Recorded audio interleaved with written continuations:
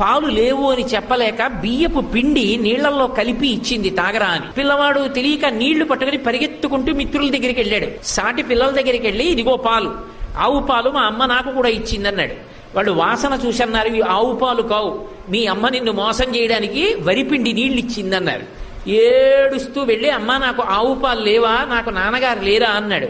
ఎవడు చెప్పాడురా నీకు నాన్నగారు లేరని? లోకములకంతటికీ తండ్రి శంకరుడు, ఉన్నాడు మీ నాన్న. లోకములకంతటికీ తండ్రి శంకరుడు, ఉన్నాడు మీ నాన్న. అయితే ఎలా కనపడతాడన్నాడు. వెళ్ళి తపస్సు చేయి, ఆయన కనపడతాడంది. బాలభక్తి.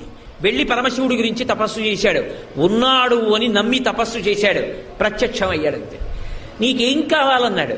పిల్లవాడు పాపం ఏం తెలుసు, నాకు తాగడానికి ఆవు పాలు కావాలన్నాడు. శంకరుడు నవ్వాడు. ఆవు పాలు ఇవ్వనా? నేను దర్శనమిస్తే నీకు ఇవ్వవలసింది కాసిన ఆవు పాల. నువ్వు నన్ను అడిగావు కాబట్టి పాల సముద్రాన్ని సృష్టిస్తున్నానని క్షీరసాగరాన్ని సృష్టించాను.